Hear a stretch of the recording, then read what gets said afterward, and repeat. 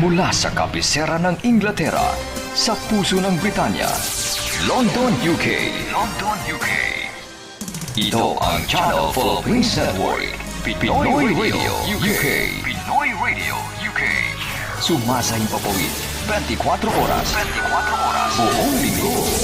Sa www.pinoyradiouk.com. Ang mga pinakapaborito mga awitin, mga pinakaabangang programa, at mga sariwang balita at impormasyon mula at para sa mga kababayang Pilipino sa UK at sa buong mundo. Pinoy Radio UK. Pinoy Radio UK.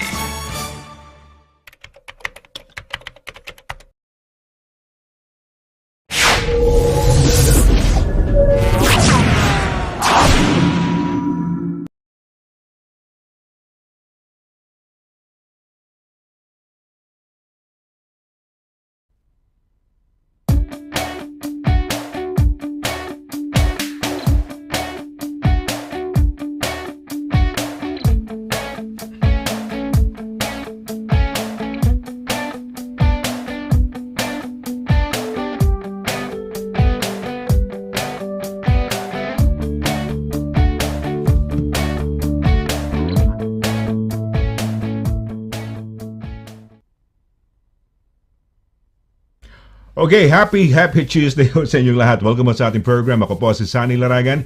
Ito po ang palatuntunang Legal Advice Corner on a Happy Tuesday. So, good evening, good afternoon ho sa ating mga kababayan sa apat na sulok ng United Kingdom. No? Ito ho yung programang tinatalakay dito yung mga batas dito ho sa United Kingdom. And today, ang pag-uusapan natin yung mga common misconceptions about pre-nuptial agreements. Yan o, napakahalaga ho pag-aaralan, didiscuss ho ng ating pinakamamahal na abogada dito po sa ating programa. So, we're broadcasting live from studio. Good afternoon, good evening sa ating mga kababayan sa apat na sulok ng United Kingdom.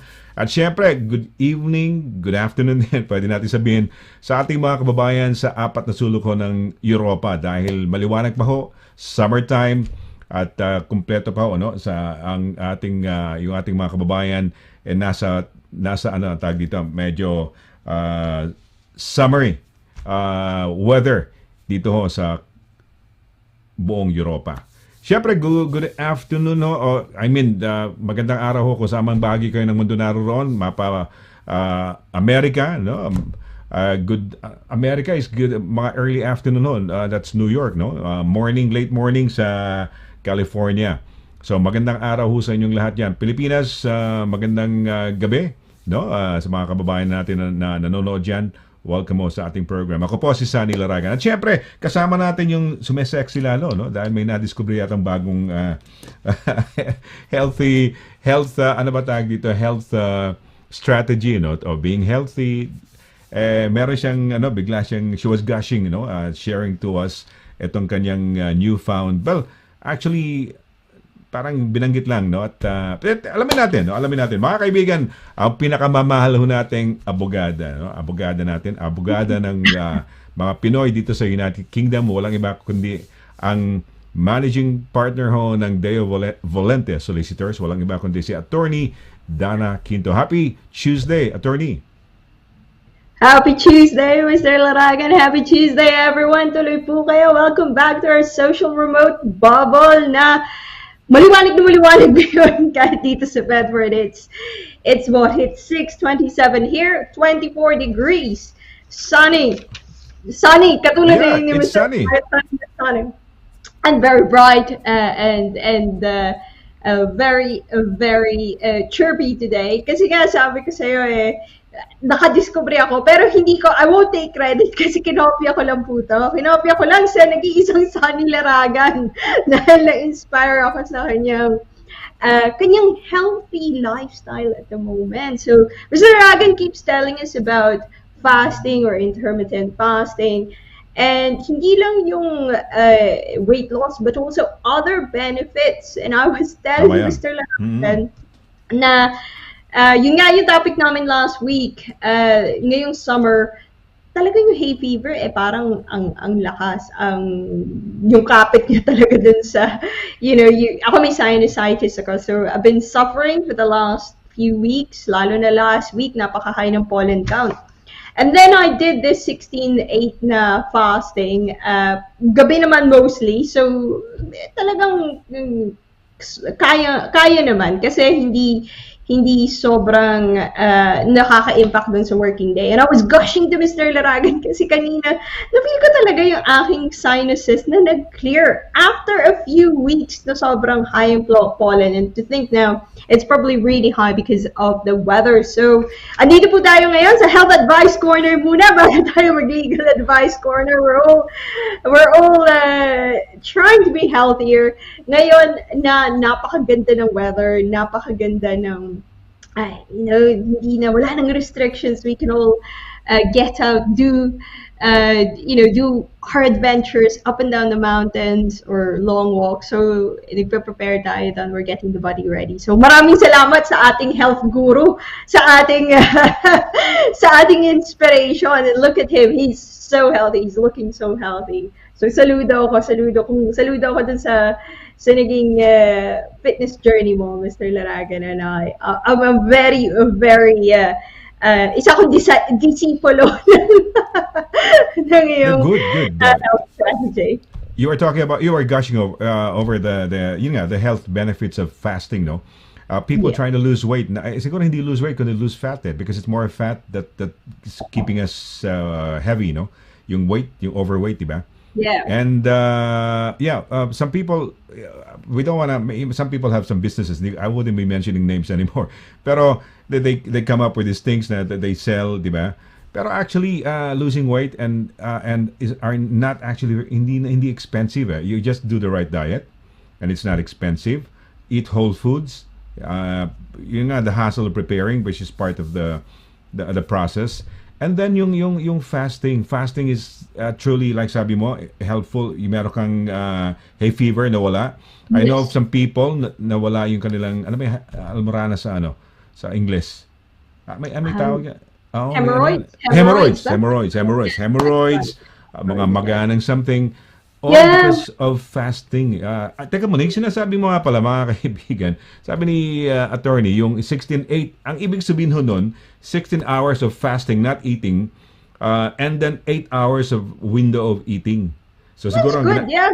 Tama, 6 and 8, diba? Sabi, that's right. You said 6 and 8. Ano ba 6 and 8 sinasabi niya? So we'd like to clarify that 16 hours of fasting and 8 hours of eating. So, ikaw, attorney, anong oras ka nag-start na hindi last kumain? And then what is your next meal the following day? Anong oras? So you start 6 p.m.? Yes. By 6 p.m. tapos ka na? 6 p.m. last yung dinner or yung last meal of the day. And then I eat at 10 a.m. But I would drink water or drink my coffee in the morning. And that's not too bad actually kasi kumbaga nagising muna ako and I get on with my day. And then about 10 o'clock, kasi maaga ako nag-uumpisa. I think a lot of people do know na I'm here about 7-ish, about 8. Before 8, andito na ako. So I like my quiet time. Muni-muni, start the day. And then as the day goes on, dun ka din you've got something to look forward to. 10 o'clock, sabi ko, yung breakfast ko. So, I've got my breakfast. And then kain na. May lunch uli ako after 3 hours. Or after 4 hours, I eat again at 1 o'clock. And then, just before the show, I ate my meal kasi 6 tayo nag-upisa. So, I ate my meal. And what I found is, hindi siya sobrang restricting kasi, you eat healthy. As long as you eat healthy. Ang akin naman ang gusto kong itry, sabi nila, you'll have better concentration. And totoo nga, you'll have better concentration. Yung mga injury mo, and that's really what I want out of this, mag-heal daw. So I'm looking at training for this, this Camino in July. So I'm hoping to get in top shape. Hindi lang yung exercise, but also cleaning up the diet. Or cleaning up the health generally. And na-intriga talaga ako sabi. Ang dami nagsasabi, kahit dito din, but mostly dun sa na yung everything, yung inflammation. Nagulat ako, as in sobrang nagulat. Out of nowhere, biglang na-feel ko na nag-clear yung sinuses ko. So, I've had long-term sinusitis, I've had long-term hay fever. Doon ko na-feel, sabi ko, Ay, nakakahinga na uli ako. So, very good. Thank you. Thank you, Mr. Laragan, sa Ilang iyong... days yan? Ilang days yan? Ilang days ka na Second day. Second day pa lang. Second day Okay, pa lang. good. At least, so 18 hours. Paano ka? You're 16-8 ba? Tama?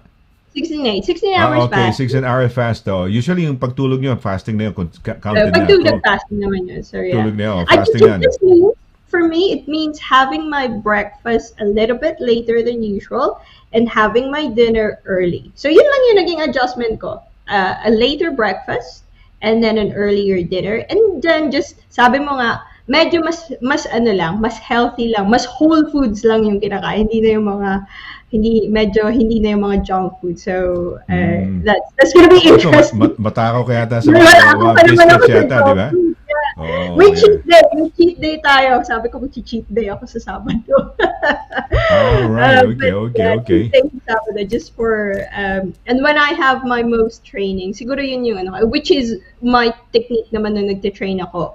Yung pinaka-heavy training day ko, dun ko kinakain kung ano yung as crazy as I wanna be. Para you have that psychological recovery na hindi ka sobrang restricted. Hindi naman ako nagre-restrict ng food. It's more on, tinatry ko. Sabi ko, sige nga, totoo ba to? Na gigising ako, yung concentration ka, yung mga inflammation. Sa akin na, personal, natawa talaga ako. Okay. Well, that's good. Kasi at least mga nasa 16 hours. So at least you've done it, no?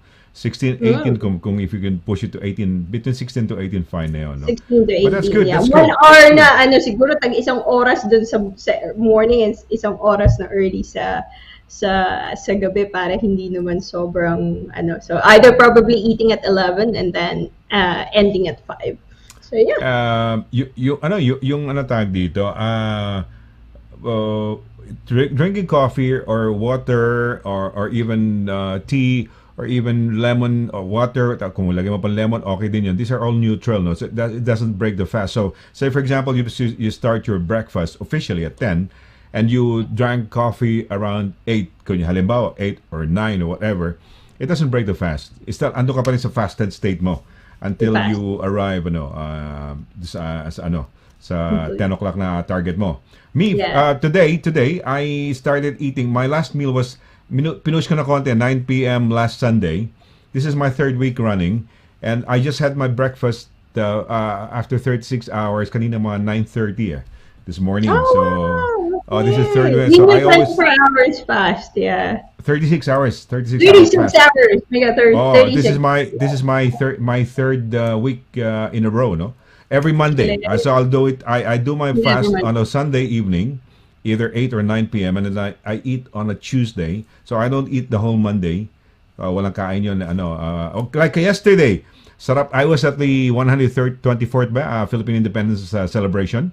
Yes. We held it at the East India Club in St. James's Place area. Everybody was eating, drinking wine. I was just drinking water. Everybody was drinking water. Ayan. Ito, yan. Halimbawa, ayan. Ito yung mga pictures. Pictures yan. Ayan.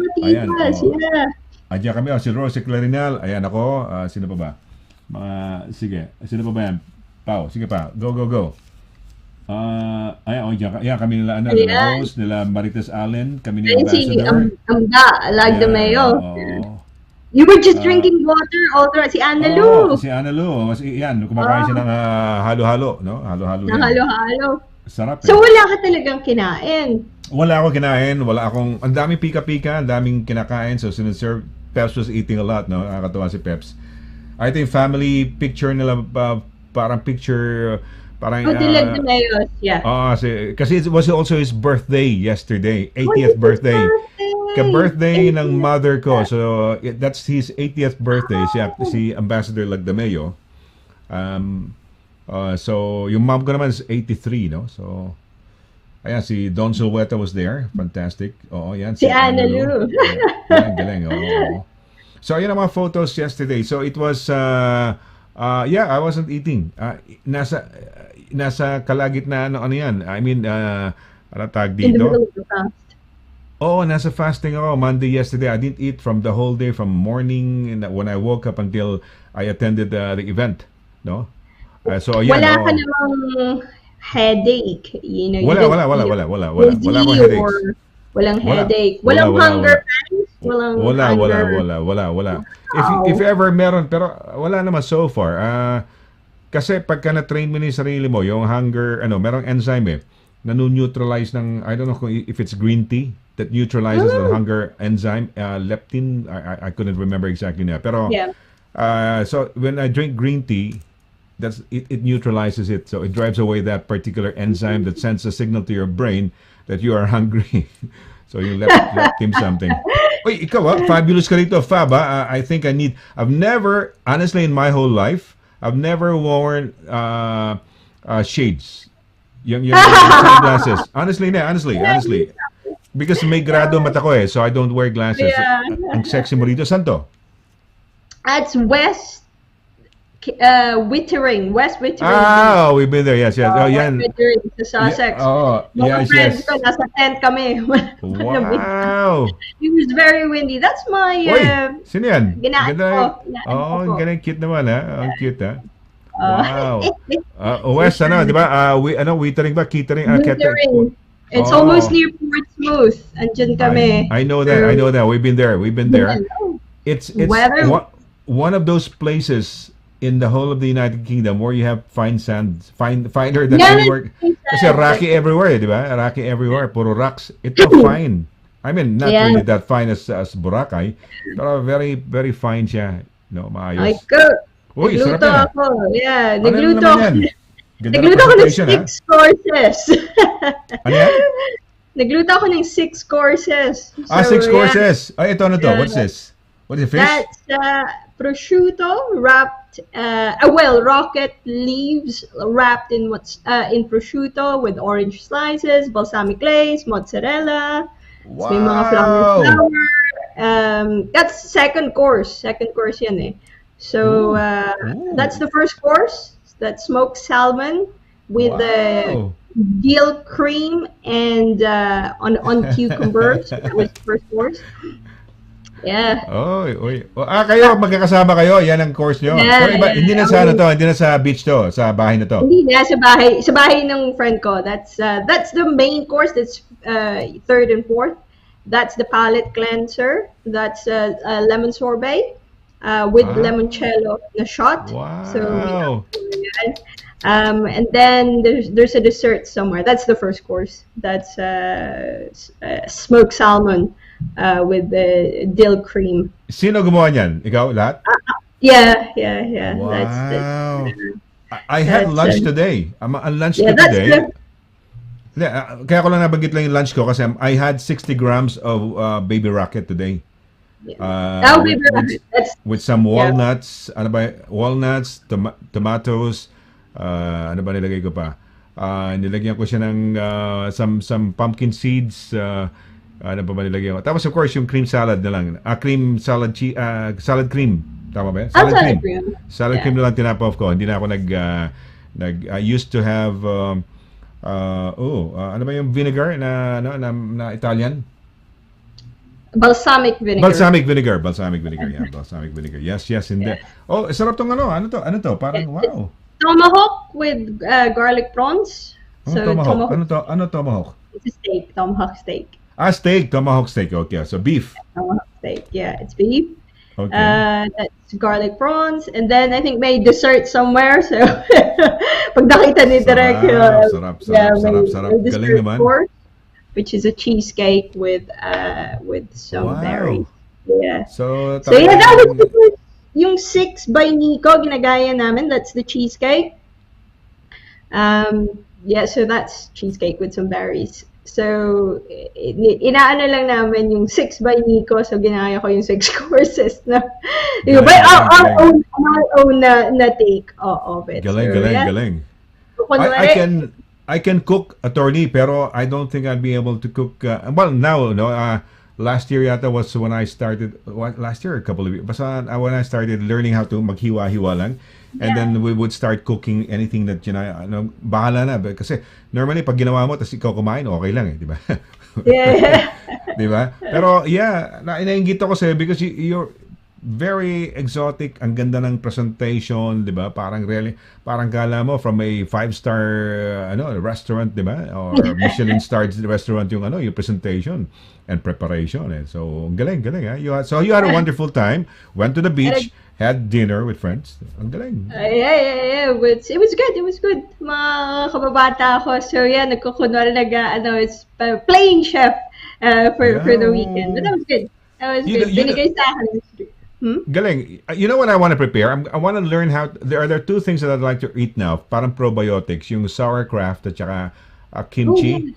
Bumili ako ng kimchi sa Korean restaurant. Ang mahal, 2 pounds, 3, isang ganyan lang kaliit. So now I decided I'm gonna go do my own kimchi. Yes. Devote 1 weekend, and that kimchi I can eat for the whole month, no? Kasi unti-unti naman, ano lang naman, cabbage lang naman yata yan and some other With fermentation, with some spices and then fermentation. That's the point kasi nga is a probiotic for the gut kasi yung gut health mo kailangan ialagaan mo rin so that yung pag okay ang gut mo, tama ang bacteria diyan, yung pag niya ng nutrients maganda pag kuha niya ng nutrients. So na-interesado ako pero napansin ko, attorney, because ikaw you cook, no? Napansin ko, siyempre I will rely on YouTube videos. Napansin ko, for a certain dish, any dish in the world, be it Filipino or probably Korean, if you have 5 people cooking it, they will have 5 different ways of making it. Yeah, that is diba? True. That is very, very true. Yeah, so, tama. wala kang standard na makikita So, bahala ka na. Siguro testingin ang isa and then later on. The same. So, look at ako siguro, titingin ako ng 2-3 recipe or 3 tao na magsasabi sa akin ng recipe nila. And then I will try to find out kung ano yung gusto ko, kung ano yung twist na gusto ko, o ano yung merong ingredients ako. So, yun yung part na nakakatuwa sa cooking. Kasi the reality is wala naman talagang rule. As long as, it's cooked properly, it's up to you to taste, to season it according to taste. It's up to you na mag-eksperimento kung ano yung itsura nun. It's up to you to experiment kung ano yung presentation nun. So it's very much creative in that sense. Plus, you probably have to try it first, and then you cannot either you hit it on the first try or you try to learn it. Diba ako si Irene Duway nagsabi sa akin nun, mga 2 or 3 luto, di ba? Then you perfect it, di ba? Ganun naman lagi yan exactly. May mga ganun, May luto ka na wastage yung first luto mo because you're trying to learn it, di ba? It's a skill, it's an art, something that you can learn. So, okay, attorney, pagbati para ma-acknowledge natin yung ating viewers. Sige, roll. Yung unang na-publish natin, baka doon na iwan yung mga unang viewers kasi nag-live tayo nung una, no? Tingnan natin, baka doon yung... Baka pahabulin natin. Nag-republish. So, just in case baka may magkapila dyan. Oo nga. We did it for just a minute or 2, no? Sige. Okay, pasok, direct. Hindi ko tinignan, promise. Hindi ko tinignan. Okay, go. Dapat si Oliver Fernandez. Go. Oliver Fernandez, sige. Okay.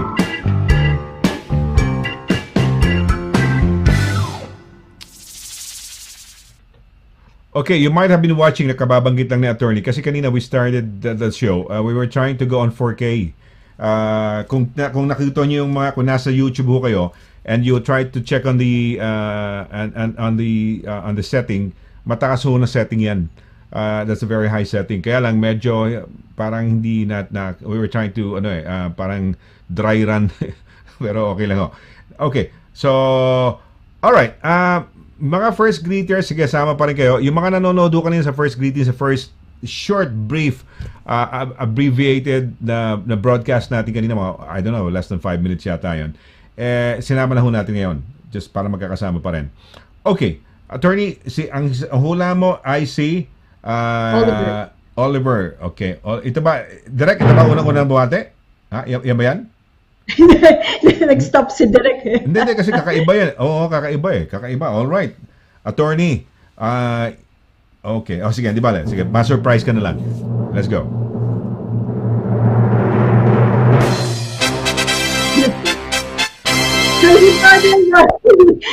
Kaya pala, Kilala mo na to? Broadway. Yeah, no, I think viewer po natin. Viewer natin. Broadway Barte. Okay, okay. Okay. Yeah, nakikita ko po nakikita po yung kababayan natin na yan. Yun nga lang, alam ko na mali na ako kasi parang yung, ito ba hindi ata si Oliver. But yeah, it's okay. But okay lang, okay lang. Pero that's good. Somebody new. Parang hindi naman dark horse, pero somebody new, no? Bagong-bago yan. Broadway. Merong si Andy Barte ba yan, yung nagmamanage sa True Faith na band, no? Kakilala ko si Andy Barte. Pero doon ako. True Faith, yung True Faith. Sabahin na Eraserheads yan, True Faith. Gusto ko yung song lang, Perfect. Yeah. You are perfect. That changes season. Okay, sino pangalawa, attorney? Paninindigan ko na si Oliver Fernandez. Oliver Fernandez, sige, tignan natin. Paninindigan. Oh. Nakita. Mali na naman ba ako? Ayan. Gigi. Pero interesting night dahil we have not the heavy favorites. But we have the likes of si Broadway Barte. Okay, sige, attorney. Si Gigi Elamparo ngayon. Sige, pakibasa. Gigi Elamparo. Good evening, Attorney Donna and Kuya Sonny. Have a lovely Tuesday, everyone. Oh, good evening, Gigi. Ganda talaga ng profile picture niya. Gustong-gusto ko yan. Parang, good evening, Gigi. Summer ngayon, ha? Bilib tayo kay attorney. She's maximizing her summer. She goes out.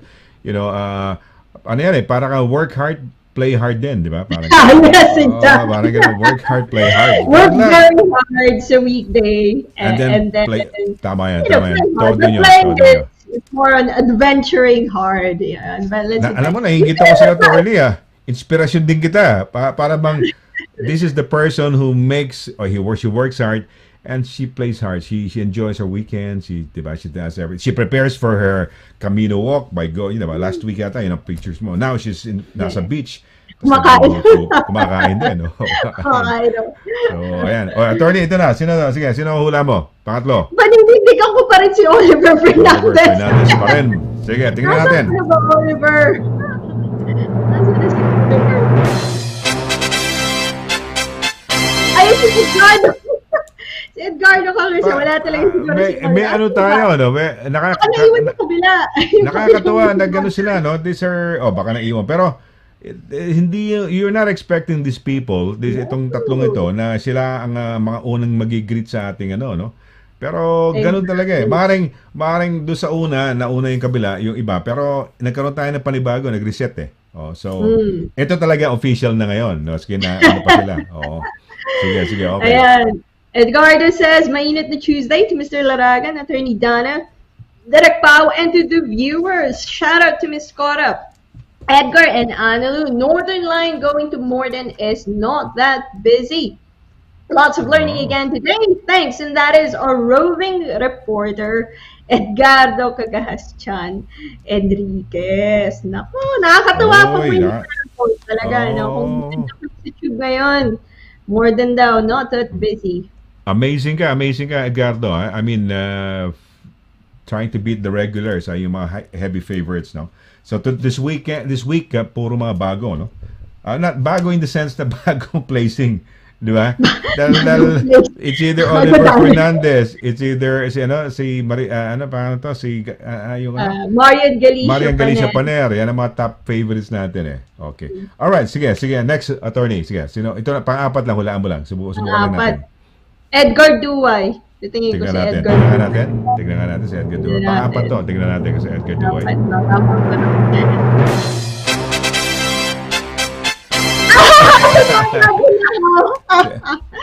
Bago siya ngayon. Napaaga si Edgar, Edgar, napaaga. Okay, yes. Go. Ayan, si Edgar Duay, magandang gabi. Happy Dagdag Kaalaman Day sa inyong lahat. Hi, the amazing woman, Attorney Chef, Attorney DQ, and legendary size small, size 28, sexy Laragan. Inspiring personality indeed. Direct PP, mabuhay from bahay ni Duay. Ay, gusto ko yan. Mabuhay from bahay ni Duay. Nakakatawa. Yes, naku, ang dami niluluto din ni Edgar, na nakakaingit, no? Kaya lang, yung problema, hindi ko pwedeng kainin, no? Yung mga ganun, no? That's totally different. Puro salads tayo. I eat a lot of salads. natuwa nga ako, nakita ko yung baby. Pero sa'yo, just a few leaves, no? Yung baby Few leaves lang, rocket leaves lang. rocket leaves. So, yung sa akin, 60 grams of rocket 60 leaves. grams. Nasa salad dish. And then, yun nga, walnuts, a bit of, sprinkling of ano yan? Letter P na simula. Pumpkin seeds. Letter P. Pumpkin seeds. Walnuts, pumpkin seeds. Meron akong grated parmesan cheese. Nice. Parmigiano. Ginigrate ko tapos and then kamatis or tomatoes. Tomatoes kasi dito kaya tomatoes tayo sa Amerika at sa Pilipinas. Tomatoes dito, tomatoes. So vitamins, tomatoes. Ayan, sige. Okay. Uy, sinto? Eman de Guzman. Eman, mabuhay ka. Travel yan. Sa travel natin. Yes, mahusay yan. Kailangan ipamudmud sa buong Europa. Direct kailangan ma-prepare yung na-send na yung mga because we're giving away attorney. We're giving away almost 7-8 basta pounds na dollars na na 7-day trip to Grand Maya Hotel. Wow. Sa Cancun, sa area na yun. That's where celebrities are and 'di ba? That's where they go to. Ang ganda ng laking complex Very nice. So, manood kayo ng Sunny Laragan Show. You can win the 1 week holiday doon, no? Yan. So, doon lang, no? 7 days to bahala na kayo pumunta muna. Yeah. Pero ang laking bagay, no? That's $8,000, $7,000, $8,000 worth of holiday package, 7 days, you're like a king and queen para ka celebrity doon. And courtesy of 365, no? Travel 365. Ano man grupo ni Eman? But that's good, no? Pakipasok mo lang, Eman. Yeah, Eman. Ay, si Eman, nag-IF din, Isang, natin, 69. Yeah, mahusay yan si Eman. He's good. He's also autophagy. Mahusay yan si Eman. He's good. He's also, he has a home gym. Bilib ako, Oh, wow. I just have a few dumbbells, but he has, Edgar Duway has a whole gym in his house, no? He can have a school in his house, no? Diba? Naku, nakakatawa, madaming Bernadette Benzie, gracing us with her presence. Naka-capital ka, direct, attorney, Oo, alam ka niya. Thank you. Gusto ko, minsan mag-coffee na tayo nito. We can get ideas. This lady, I think I mentioned before, this lady has a portfolio of properties in the Philippines, in the UK, and in America. So we can, kung may mga sobrang pera tayo, okay, may magkapera sana tayo, mag-coffee tayo with Bernadette. Bernadette, mag-coffee muna tayo. Umuwi na Pilipinas siya, namatay yung nag-alaga yata sa kanya, yung parang naging mother niya, parang ganyan. So, sige, Bernadette, mabuhay ka. Lovely. Tapos we can talk about everything, including fasting, including your property portfolio, mga business, business mentorship. Baka maturuan tayo ni Bernadette ng makaano din ng empire.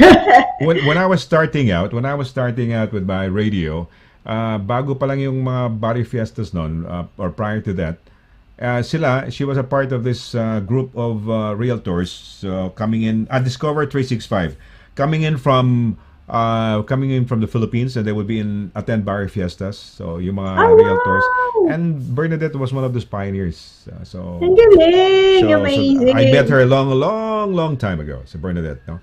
Okay. Galing. Sige, sinusunod. Uy, yung aking kasama at ka-date nung kahapon, no? Sige.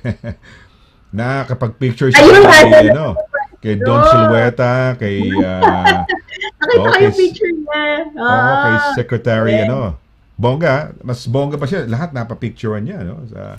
So, yeah, that's good. And she had a grand time at nakapaghalo-halo pa siya. Paghalo-halo. Ayan. Hindi ko alam kung nag-wine siya. Hindi ko alam kung nag-wine ka ba, Analu? Nag-wine ka ba? Sige. Good evening po, Attorney Donna, Kuya Sonny, Direk Pao, and to all viewers, happy Tuesday po sa lahat. God bless. God bless you too. Napaka-positive ng tao niya. Natutuwa talaga ako dyan. Mabuhay. Edgar Duway. Uy.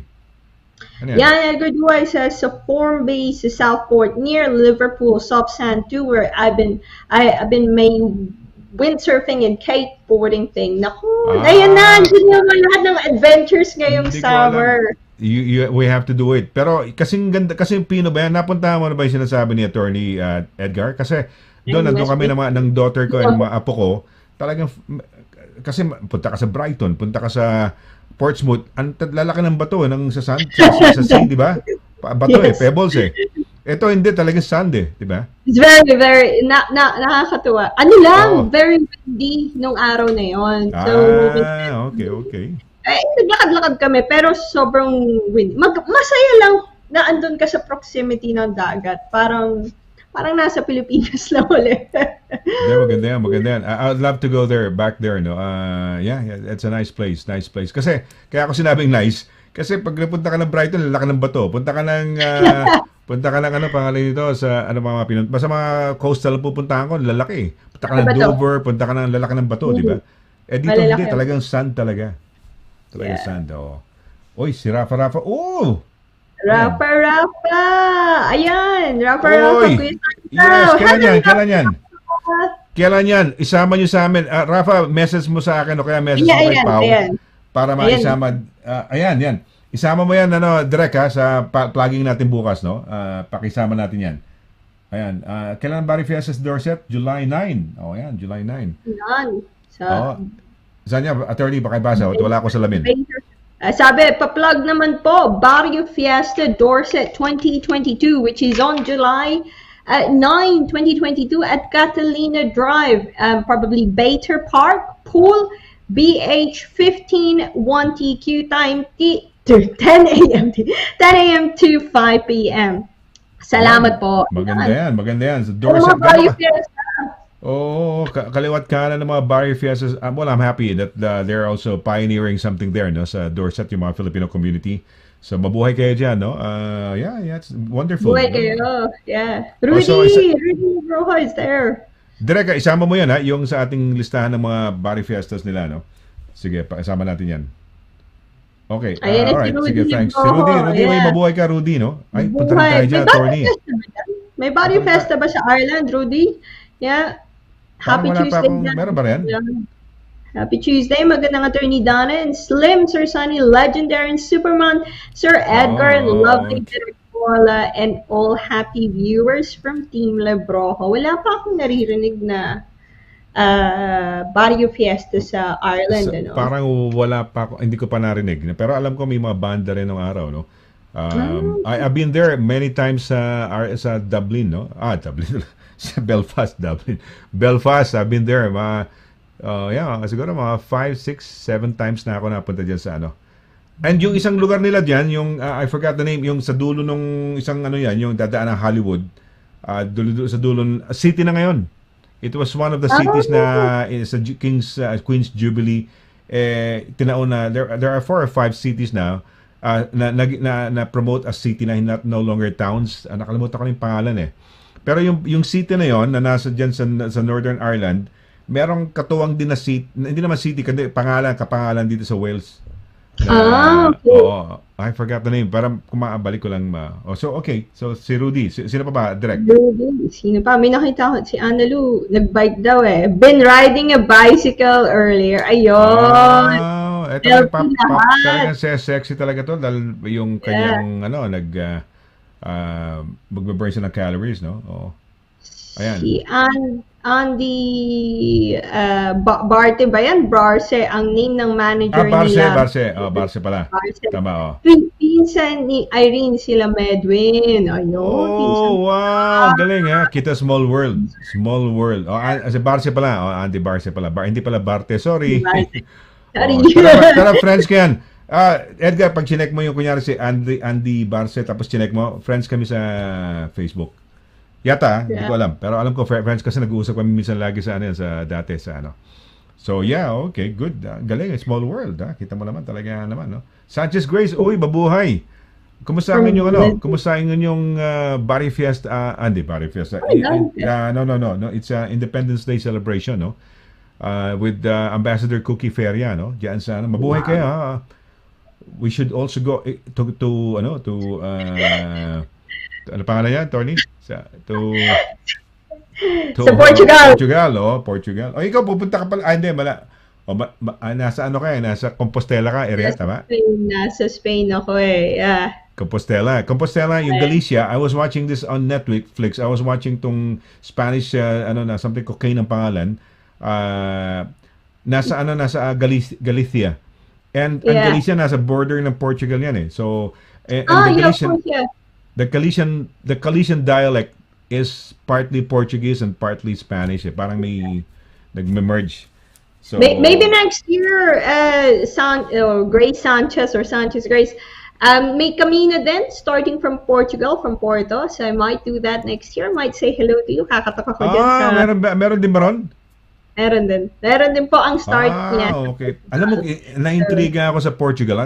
Parang, hindi pa ako napunta sa Portugal. Si Eman, pagka wala ka ng problema, attorney, pag nagpunta ka sa Algarve, dahil lang ida-drive mo, ida-drive ka, sports car, na?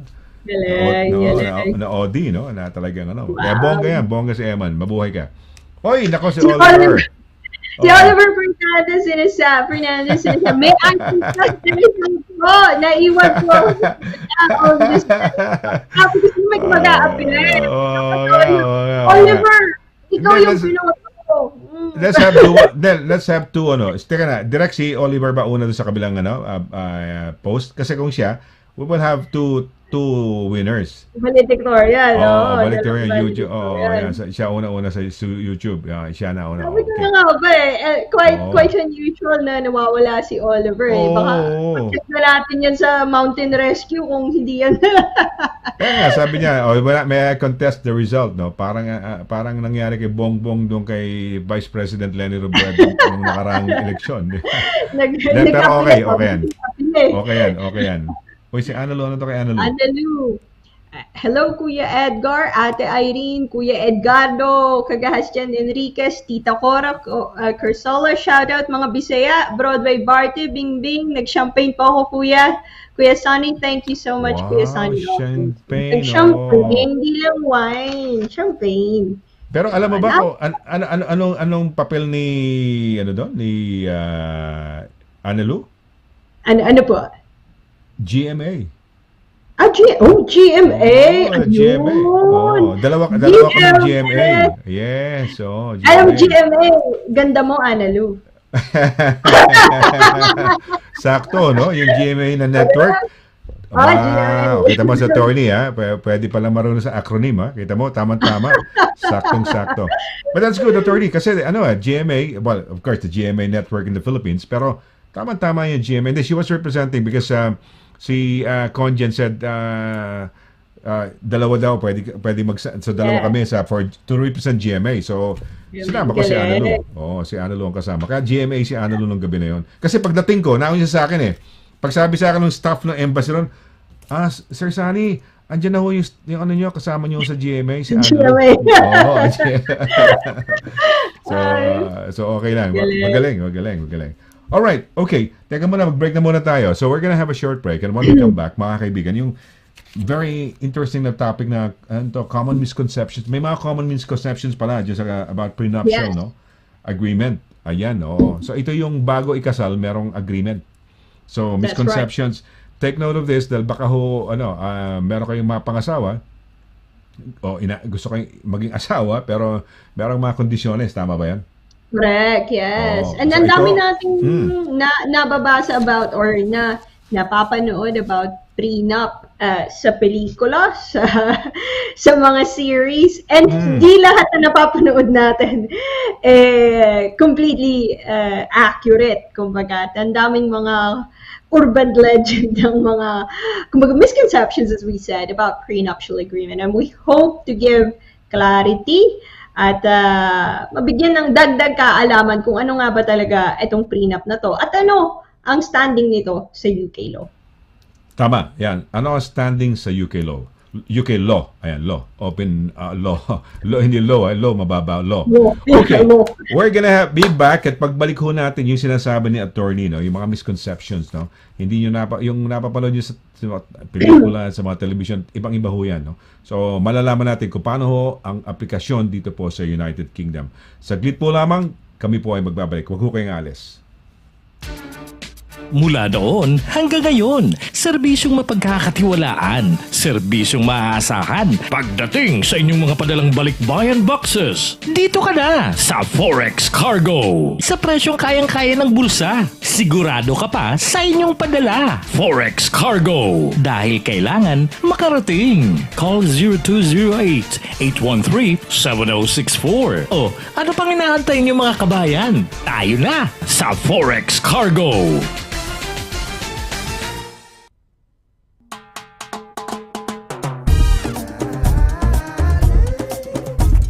100% all natural, tasty, healthy, versatile. 4 unique flavors. Taste a real sauce. Galettos. May problema ka ba sa landlord mo? Baka AV ka na ni Kuya.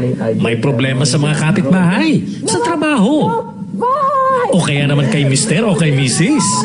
Away tungkol sa mala, mga may utang, mga aksidente, daing o laban sa ospital or sa NHS. Harassment?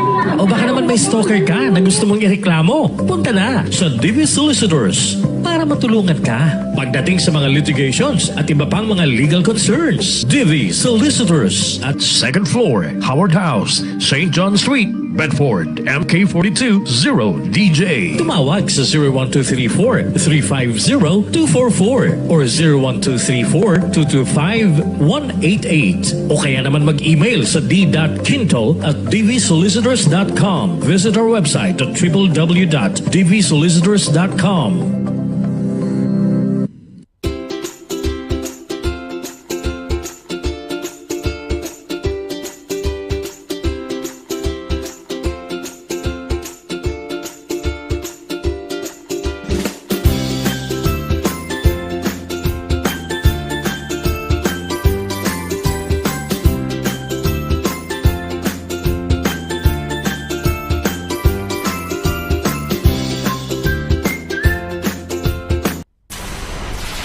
Mula sa kabisera ng Inglaterra, sa puso ng Britanya, London, UK. London, UK. Ito ang Channel Philippines Network, Pinoy Radio UK. Pinoy Radio UK. Sumasahing papawid, 24 oras. 24 oras. Buong linggo. Sa www.pinoyradiouk.com. Ang mga pinakapaborito mga awitin, mga pinakaabangang programa, at mga sariwang balita at impormasyon mula at para sa mga kababayang Pilipino sa UK at sa buong mundo. Pinoy Radio UK. Pinoy Radio UK.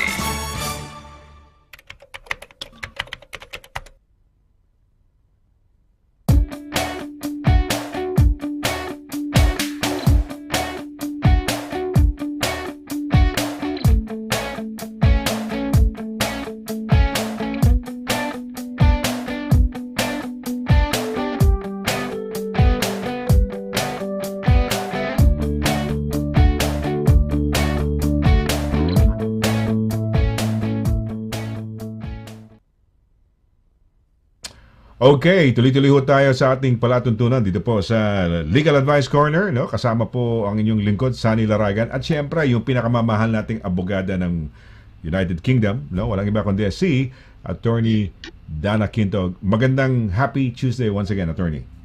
Happy Tuesday, Mr. Laragan. Welcome back. Tuloy po kayo. Balik na naman tayo dito sa Legal Advice Corner. And we have the topic of tonight's episode, di ba? Sinirigway natin kanina na napakarami natin narinig sa mga movies, series, soap opera about a prenup. You know, it's often, I would say, yung observation ko, medyo na-misrepresent minsan. No? Masyadong overly dramatized yung mga prenuptial agreement dun sa mga soap opera na napapanood natin. So we're here to clarify I'll talk about 5 common misconceptions about prenuptial agreements in the UK.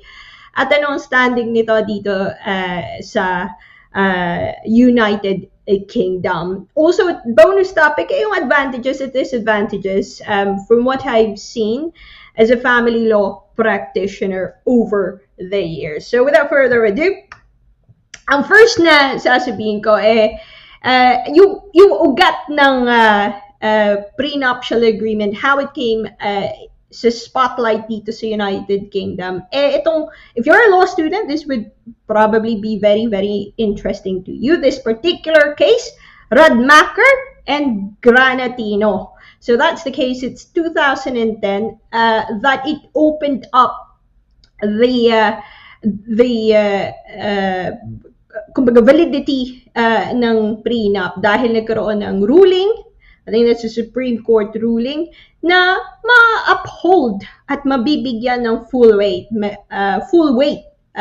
So remember that, ma-uphold at mabibigyan ng full weight ang isang prenup kahit gawa pa sa ibang bansa or dito, as long as ang jurisdiction niya nasa UK, as long as it pertains to a case in the UK. If tatlo yung tatandaan, and I call it the 3F dahil kapag law student ka, kailangan mo ng mga aid memoir, ng mga ano nga ba yung mga mnemonic ata yung tawag doon. So 3F, first one is freely entered.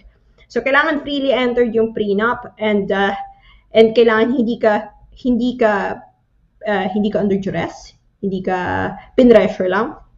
Number 2, full implications. So kailangan alam ng bawat partido ang full implications ng prenup na yan. And number 3, kailangan fair and reasonable yung prenup. So kung tatlo na yon andyan sa prenup mo, mas malaki ang chance for the court to uphold that and to attach full weight dun sa prenuptial agreement. However, this is about common misconception about prenup. So let's begin with misconception number 1. Ang unang misconception, saying na pwedeng i-full weight, ang iniisip na yung iba, porket may prenup, automatically binding na hindi na pwede pumunta sa korte, hindi na talaga pwede i-challenge, and that it really closes the door on a certain case. That's not true. That's completely not true at all.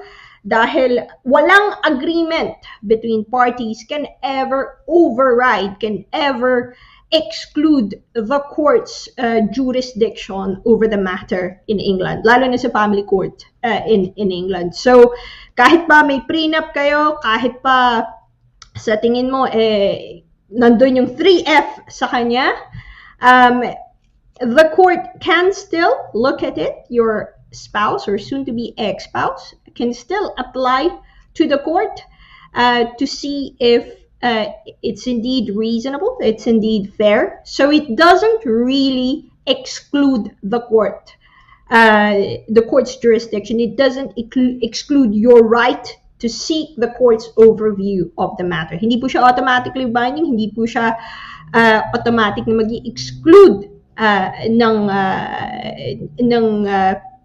power ng court to still check it. So that's misconception and clarification number 1.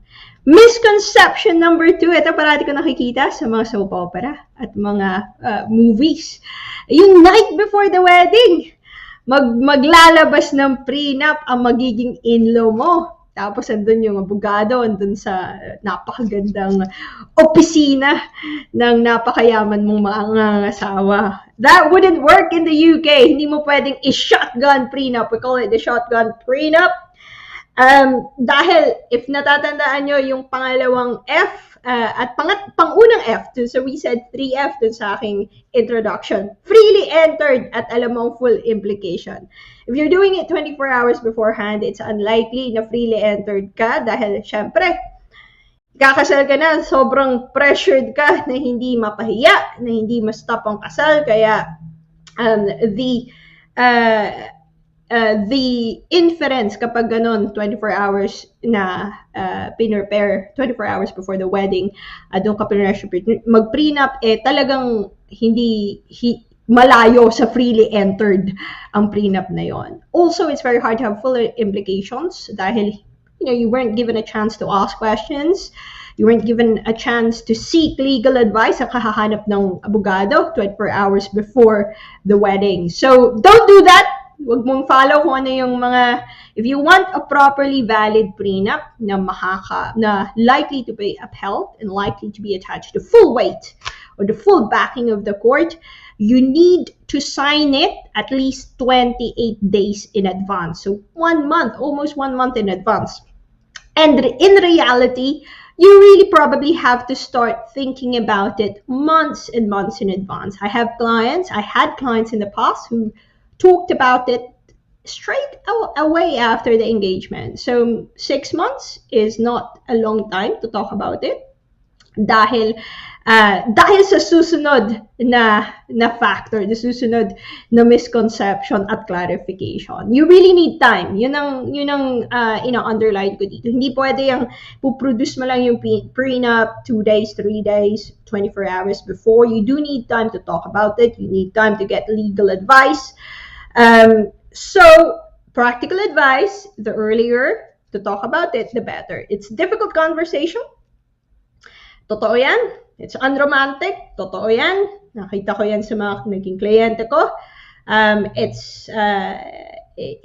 erases sometimes yung mga some parties would take offense sa una, pero pag napapag-usapan naman na maayos, nagiging mabuti naman. May mga ending naman na mas nagiging mabuti compared when they first started the conversation.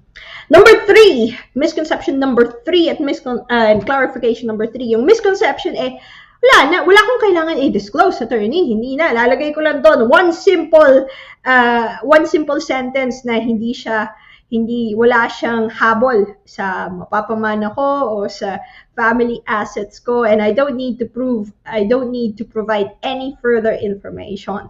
That is incorrect. I've seen in my practice drafted by some other people or drafted by the parties themselves, simple one-liner, no, wala man lang disclosure, hindi man lang sinabi dun sa kabila kung ano yung extent ng wealth. So, if you want to have a prenup, if you want to exclude certain assets sa divorce, yun naman ang objective ng prenup.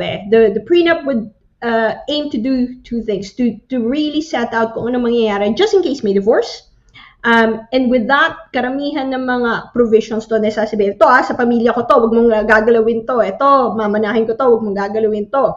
Ito, I worked very hard for this. This is not part of the matrimonial property. That's really the gist of a prenup most of the time. If you want that, the court's logic is, okay, if you want them to give up their right regarding those assets, then you have to disclose it. Para full implications ay alam nila, para fair at reasonable. So remember the 3 freely entered, full implication, and fair and reasonable. So the court would say, well, disclose it. Sabihin mo kung ano yung gini-give up nila na assets. Sabihin mo ano yung gini-give up nila na rights, so that you can prove that they freely entered into this prenup knowing the full extent of this situation. So that's the reason why kailangan ng time. Kailangan, hindi pwede 24 hours. 2 months is actually very short. So you really need probably about 6 months to talk about it, kasi kukunin mo valuations, kukunin mo yung kung ano yung mga assets mo, yung current valuation, as I've said, kung sa magulang mo ba yan, or if it's a potential inheritance, you need to get as well financial information relating to those. So, kailangan i-disclose. The misconception is, hindi mo kailangan i-disclose, pwede mong itago yung sinasabi mo na separate property. You don't need to tell your future spouse. That's not right. If you want a prenup, you have to produce an appendix, schedule ng mga ari-arian na gusto mong i-separate. Okay? Misconception number 4, that once it's done, you can forget about it and you don't need to update it. Nako. Kasi ito nangyayari sa reality. the reality is it's a very difficult conversation. From my own experience as a lawyer, dealing with these cases, it's not easy to really talk about prenup. It's unromantic. On one side, nagpe-prepare kayo sa wedding, and the other side, nagpe-prepare kayo sa divorce, because that's what prenup is, to tell you what will happen in a divorce. So it's hindi siya ganun ka-easy to do. So people will try to get it sorted and then forget about it. Ayoko na ulitin yan, Attorney Dana, ayoko na balikan, ayoko na i-review. Please, can we just put it in your safe and forget about it for the rest of our lives? It doesn't work that way. Yung po ay misconception dahil isa sa parte sa prenup, ay isa dun sa F na sinabi ko at the introduction, kailangan fair and reasonable at the time of the separation. So, hindi naman natin mafo-forecast sa umpisa ng marriage nyo kung ano yung fair and reasonable in 10 years time if iba na yung sitwasyon nyo, lalong-lalo na kung may anak na kayo. So that's one of the things that will really make a historic prenup obsolete, na hindi na ganun ka-fair and reasonable dahil 3 na anak nyo, 4 na anak nyo, one party had to give up their career, or the other party had given extraordinary contributions sa pamilya. So with the passage of time, naturally, nag-iiba yung sitwasyon. So what may have been fair in year 2010 may not be really fair for your family in year 2022. So what lawyers really do, and if you see a very strong prenup, a very watertight prenup, is you see review provisions. Sasabihin doon, parties agree to review this every 5 years, so on the 5th year, 10th year, 15th year anniversary of the wedding. So, di ba, sabi na, ay naku, gagawin uli namin to. It gets easier. Once na pag-usapan nyo na ng una, it tends to be a little less emotive, mas nasanay na yung dalawang partido because they had that first hurdle, that difficulty of breaking that conversation. So you do need to update it. Kung may nangyari na nag-change ng landscape ng buhay nyo, nag-change ng dynamics ng family nyo, perhaps one party had an accident, nawalan siya ng paralyze siya, nawalan ng trabaho, nawalan ng ability to earn income. Yes, that's also a trigger event para ma-review yung prenup. So when something changes the status quo so much that it makes the prenup unfair or unreasonable, you really do have to review it.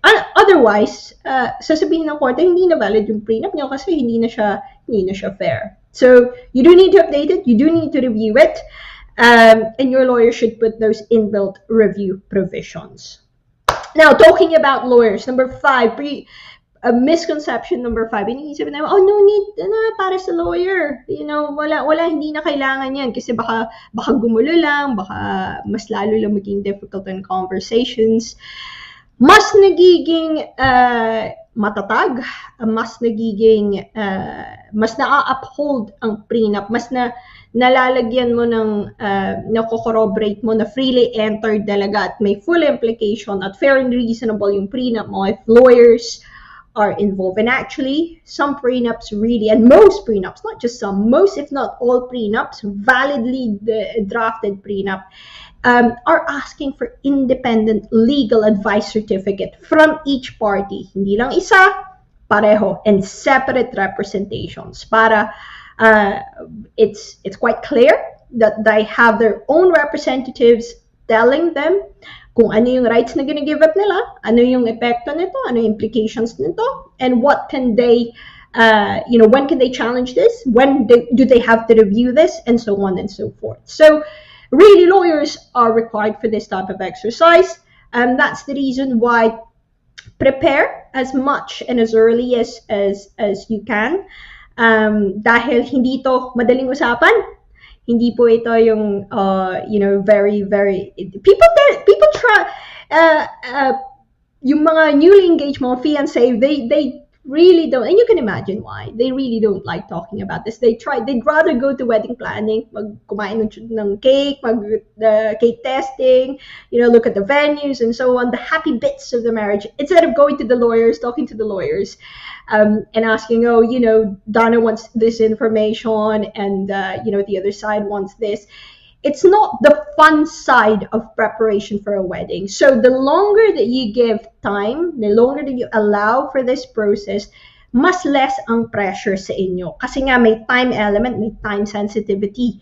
Dahil bawal 24 hours, it has to be at least 28 days or 28 days and more. So to be on the side of caution, at least 1 month. Yung kanyong prenup. So those are the 5 common misconceptions and their respective clarification about prenup. I will briefly go through yung advantages at disadvantages nito dahil kanina nasabi ko naman that I will still summarize it as a bonus topic dahil tayo happy at tayo extra matalino dahil sa fasting, sabi nga ni Mr. Laragan. But advantages, may clarity kung ano mangyayari, just in case the divorce happens, just in case, separation happens later on. May transparency, alam mo, you know what you're getting into, yung financial position ng partner mo, which is quite a good conversation to have anyway. Kahit hindi kayo mag-prenup, maayos din mapag-usapan yan. Maayos mapag-usapan yung responsibilities nyo, financial responsibilities nyo towards the family. So that's a very, very good start to any relationship. Protection of assets, may mga families, and I've seen it, inherited assets. Dahil sabi nila, look, ito dadaan lang sa henerasyon na to. So we can't really we don't really want the divorce to be able to claw into this asset. Dahil this is for this generation to be a steward, and the intention of this is to pass on to the next generation. So lots of that, especially here, aristocrats, trust funds. We've seen in case law, mga big assets, the intention of one generation is to preserve that for the next generation and not for the divorce to claw into it. So that's it. The intention of the prenup really most of the time is to protect certain assets. Also to minimize acrimony, minimize yung bangayan at debate at away kung magdi-divorce kayo kasi nauna na napag-agrihan nyo na, so it should be less of an argument later on. If it does happen, you can go back to what you've agreed before. And lastly, it improves communication. So when you start having difficult conversations, dun pa lang bago pa kayo mag-asawa, dun mo makikita kung minsan ito yung view ng ibang partido. Dun mo makikita kung talagang the relationship can withstand those difficult conversations about money, about your responsibilities, about kung ano yung sa tingin nyo fair para sa isa't isa. So almost trial run, dry run, when you have may mga pagsubok minsan in due course, that's a positive way to look at it. You're gonna have this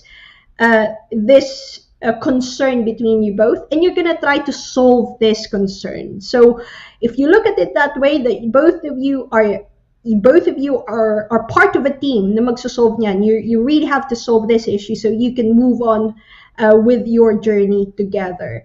That's a good way to look at it. Pero hindi parate happy ending yung mga prenup, hindi parate happy ending. I've had instances where it's gone very, very difficult.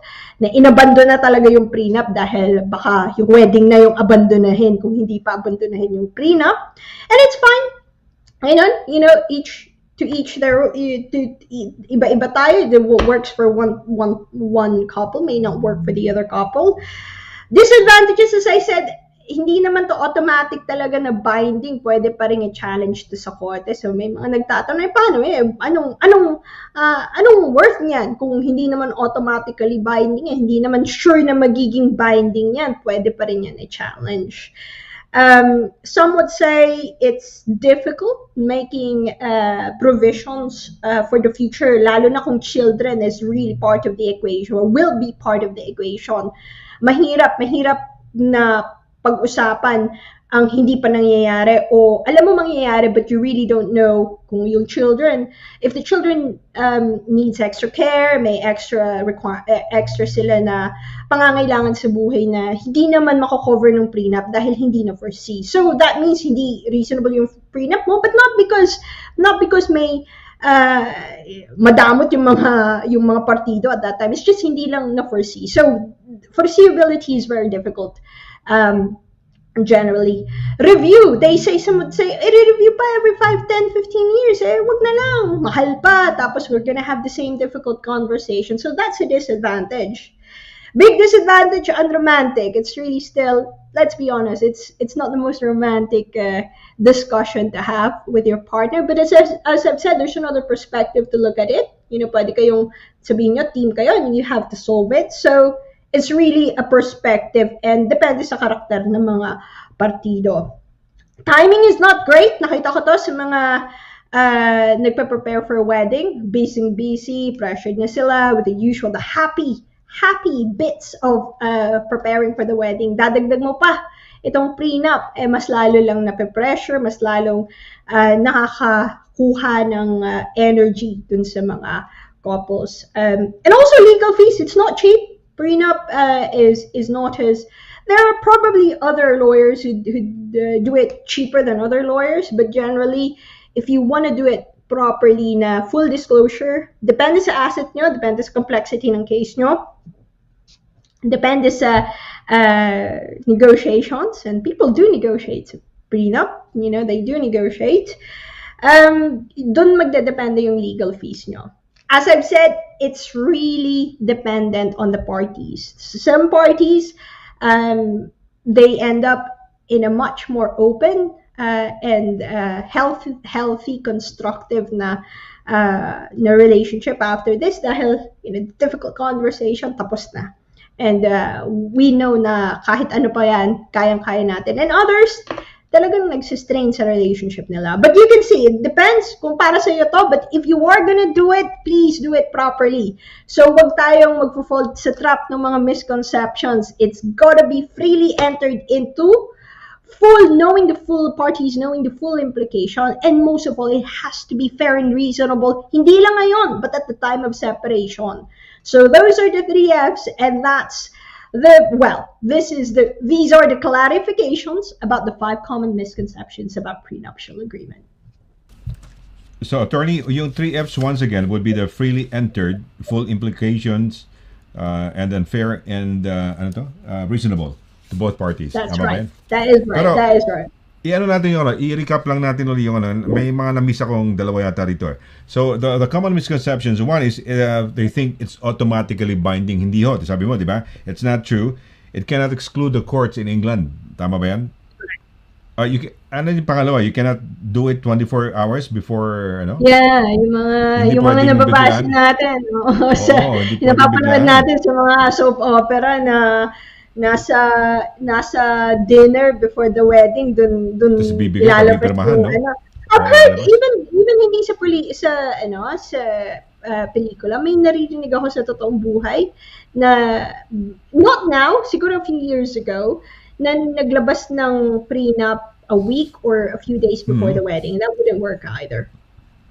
So okay, even if pirmahan ng isang party, hindi siya pwede siyang i-assail, gano'n ba yan? Pwede siyang, Pwede siyang pero kung, for example, pwede pa magbago isip. Halimbawa, sabi mo, pagka at least 28 days, talagang kumbaga, for the court to truly, really acknowledge it and, respect it, at least do it mga 28 days in advance. Okay? Correct. Alright, so let's just say 30 days in advance pinirmahan. But after a couple of weeks, yung party na pumirma na yun nga, parang merang second thoughts o ayaw. Can that be, is there still time to do something about it? Kung ayaw mo talaga, I think what you need to do is to talk to your future husband or future spouse And you're gonna have to have that difficult conversation. Kasi kung ayaw mo talaga, then the question there is, are you really gonna go through with the wedding rather than the prenup? So, tatanungin mo, ito ba deal breaker sa'yo? Because kapag deal breaker din sa kabila and deal breaker din sa'yo, then, you know, the conversation will not just be about the prenup, it will be about the marriage. Okay, ano ang number 3 natin, attorney? Number 3. Number 3 is no need to disclose anything. Wala nang i-disclose. May nakita ako noon sa isang yes. very Oo nga, years diba? ago. One-liner lang yung prenup nila. Walang impormasyon kung ano yung asset, ano yung liabilities. That wouldn't work either. Okay, so that's also one of those misconceptions. No need to disclose. Kailangan i-disclose. Kailangan ba i-disclose talaga lahat nung other party na nagpapapirma? Yes. Pareho. Hindi lang nagpapapirma. Pareho po kayo magdi-disclose. Yung pareho kayong pipirma eh. So parehong party would have to disclose. Yeah. Okay. Ang prenup ba, it involves both properties of both people? Hindi ba yung isang na parang nasa medyo maganda ang posisyon? Hindi ganun ba? Parang both of them will have to declare all of their assets? Huh? Both of them are entering. One party is disclosing. So kung wala ka namang property, then you just say wala akong property. Wala akong property. Okay. Just make a disclosure na wala akong property.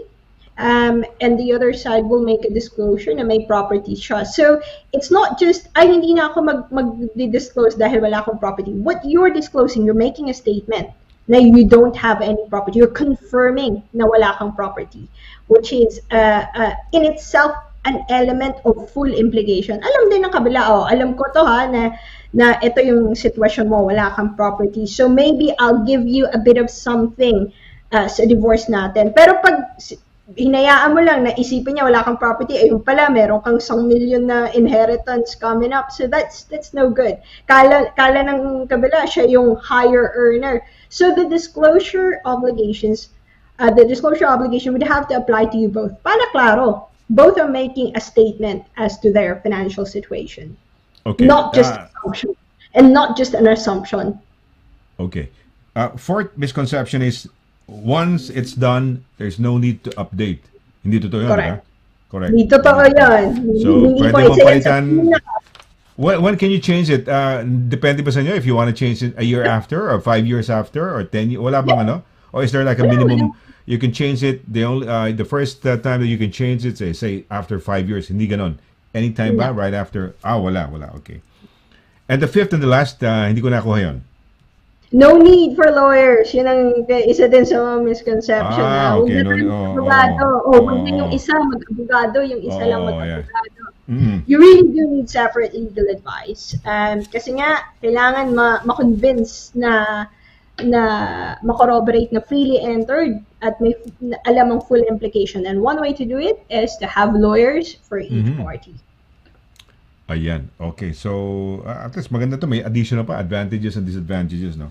Transparency. It improves communication. Di ba? Disadvantage, unromantic, no? Tama ka, no? Unromantic. Talagang mahirap. Yun ang nakita ko sa mga nagawa kong prenup na regardless of their age, regardless of their standing, it's a bit difficult. Yun ang karamihan na feedback. May mga iba na mas mature.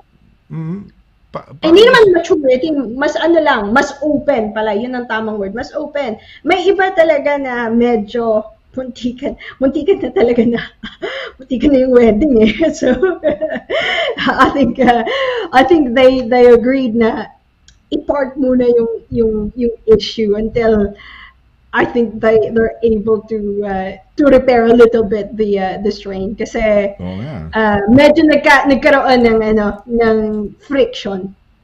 Tama ka, no? It's unromantic tapos the timing is not great, no? Dahil siyempre, kakasal ka na tapos bigla kang bibigyan magkakaroon kayo ng prenup, no?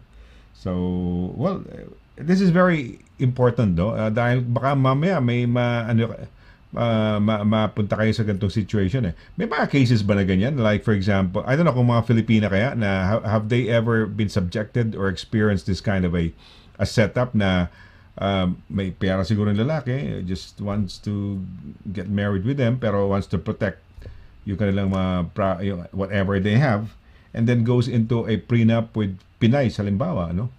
I don't know, may mga cases na. I think across the board, hindi lang Pilipino. It's across culture. I've known certain cultures, lots. Siguro kada isang culture may alam ako na nangyari. So it's not as rare as people thought it would be.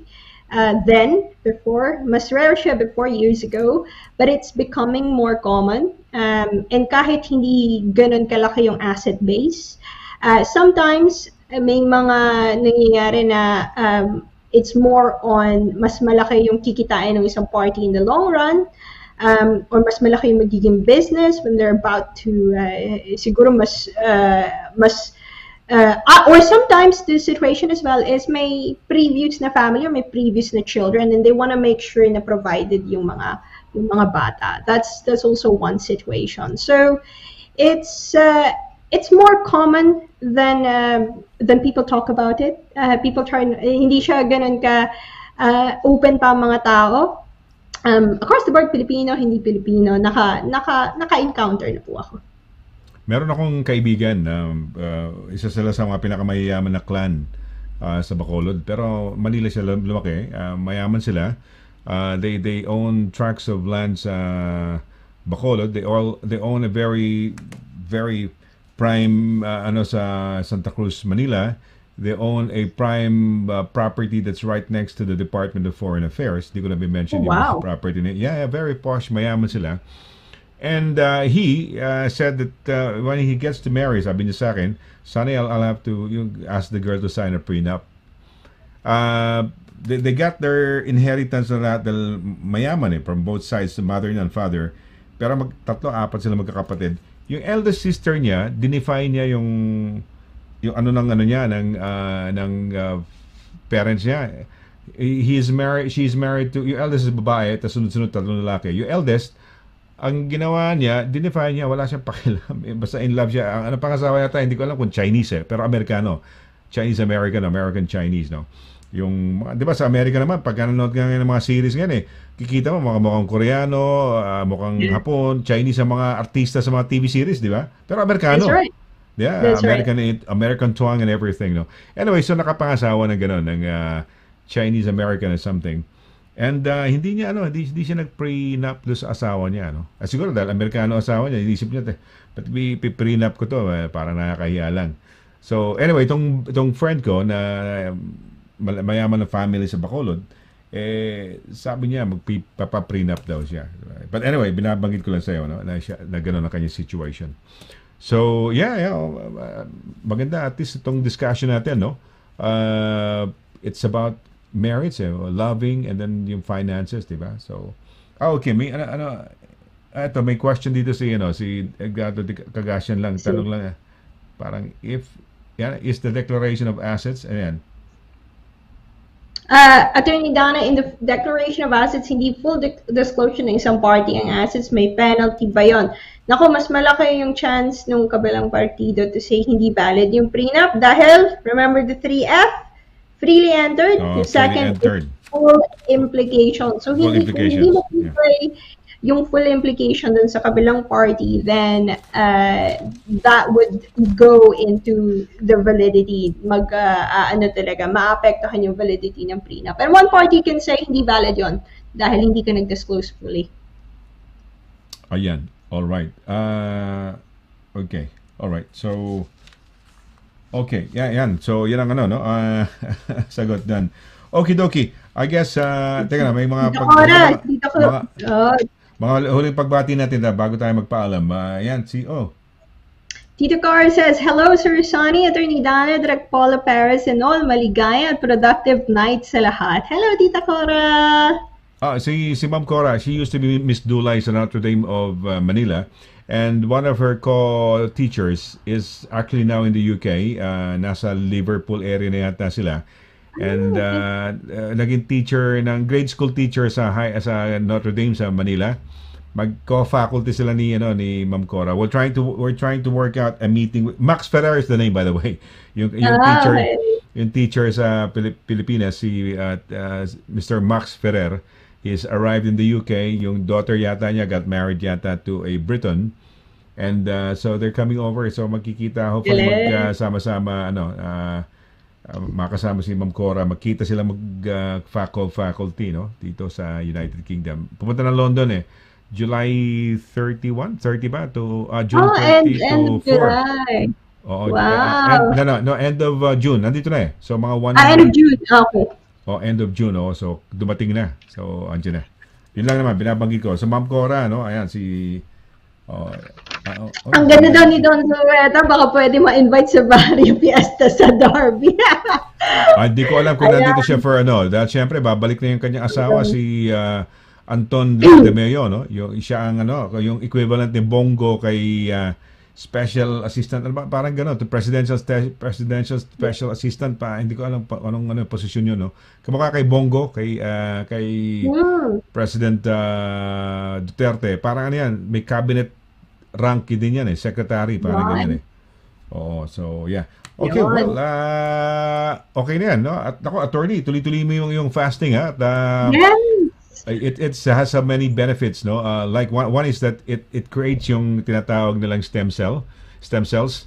Kung if you go to the tama yung sinasabi ni Eman, mga autophagy stage, no? And when you get to that stage, mahal yung mga stem cells, yung iba nagpapabata, or kunyari may damage yung knee and then they have to hindi naman regrow. Basta ganyan, yun, mga stem cells, mahal yun. And yet, when you go fasting, you build you can create new stem cells. Sige. Tutuloy-tuloy ko to. Next week magre-report ulit ako and hopefully by then naka 1 week na ako. I'll try to titingnan ko. Hindi ako magpa-promise. Sasabihin ko na lang kung yung longer fast. But No, okay na yun. 16, 18, okay na yun. But just read up about it. Kasi, meron isang si Pram Madas, I forgot his name. Doktor yan sa Amerika. He's a cardiologist.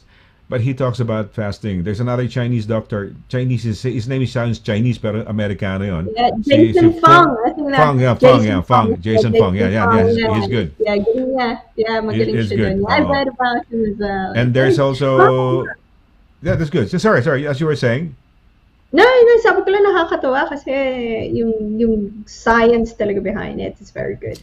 Yeah, the guy who discovered autophagy was given, I think, a Nobel Prize in science or something. Wow. Oh, so he was acknowledged. Yeah. So it's for longevity, it's for good health, it's for a lot of things, no? So yes, if we can do that, if we can preach that, tama nga. Well, I'm doing parang living example because I'm doing that because I lost. May pakikita. Direct, tignan mo yung mukha ko. Pakita nga natin mukha. Mapapakita mo yung kayo kasama ko si Marites Allen. Pwede mo ba ilabas? Mabilis lang. Sige, kung makukuha mo yun. Ako hindi, okay lang. Pero kung makukuha mo yun, baba mo direct. Tignan mo yung face ko ron, tsaka yung face ko now. Tignan natin doon. Although, next time, maghanap kami direct ng mas magandang photo.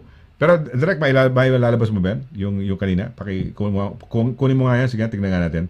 Pakita lang natin before and after lang.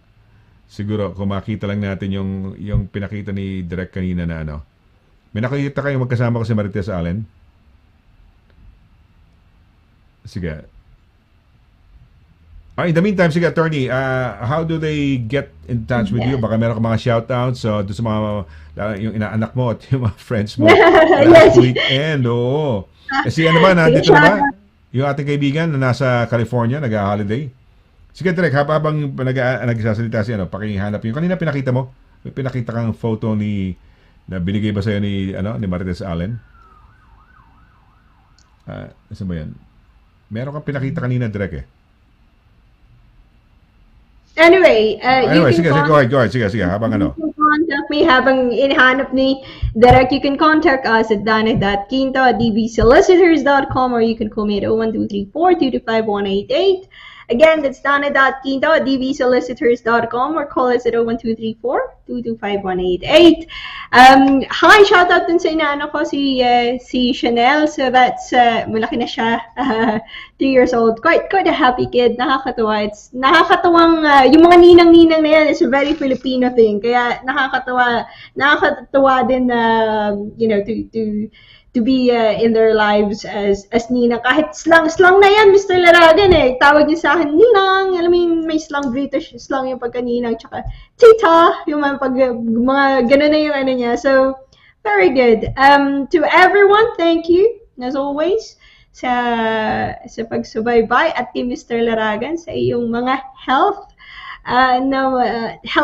healthy lifestyle tips.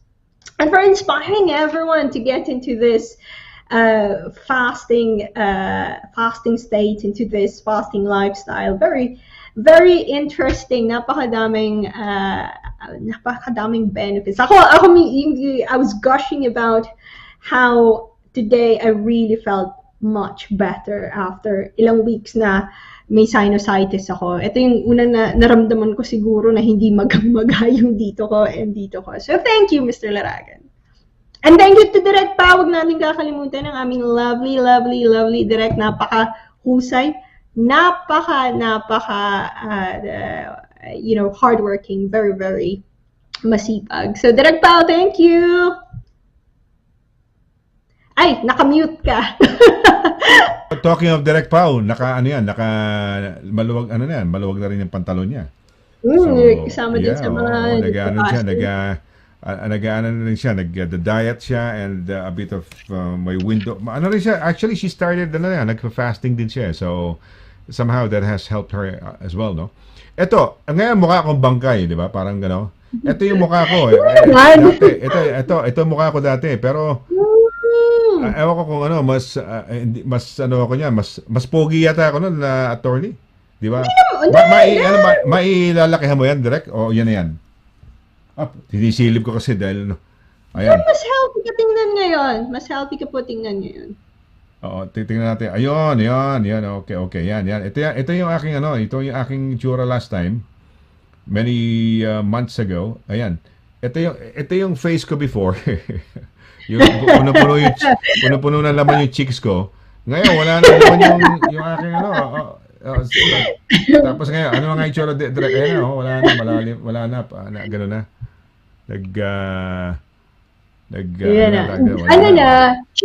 Chiseled jaw. Chiseled na, Chiseled jaw na. Chiseled jaw na. Pati ako din ang picture ka dati, direct, parang natutuwa ako sa itsura ko na yun eh. Yan ang itsura. Dapat ganyan lang pala buhok ko kaiksi, no? Kaya, attorney, no? Ganyan lang kaiksi. Yeah, ganda yung buhok na yun. Ganda yung buhok na yun. Parang parehong shirt yata ito, Almost same. Pareho nga pang shirt eh. Yeah, I think it's the same shirt. Yellow, same shirt. Yeah, same shirt. Same shirt. Okay. All right. Sige. Well, okay. All right. Okay. Ayan. Sige. Okay, I guess it's time for us to direct shoots mo na. Sige. Ayan, okay. Magpapalo na tayo. Naman tayo sa first. Ayan, nako. And ayan, okay. Alright, I hope continue mo yan, attorney. That's good. And it's good. Nakakatulong din yan sa clarity ng pag-iisip and everything. Nakakatulong. Maraming benefits ang yung sinasabi mo na yan that you've done 18, 16-8 ka ba? 16-8, no? 16-8 pa. Kasi I think a minimum of 16 could more or less bring you to that state, no, na autophagy, no, ganun. I've done it now. Today's my third time running that I've done it for 36 hours, no. But prior to that, I've done 18, 20, and then 24. I tried the 1 whole day, and then 1 meal a day, ganyan. OMAD, kung tawagan na. These are the things. OMAD, 1 meal a day, no.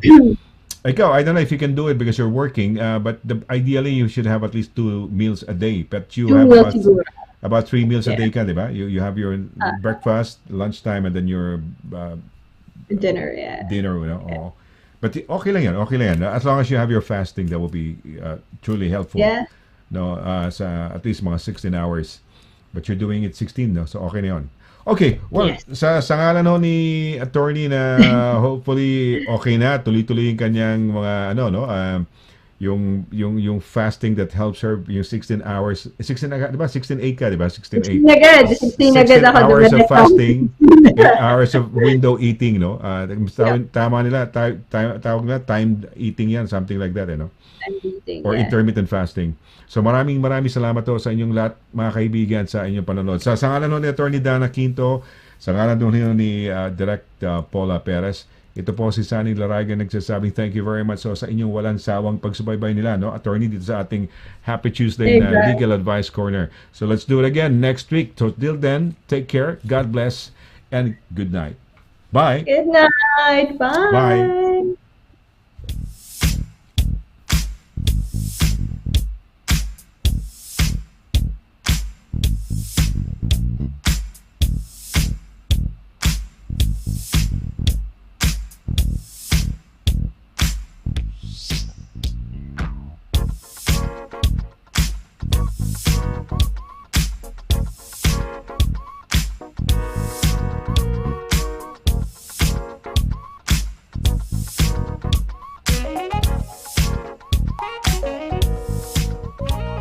Okay, wow.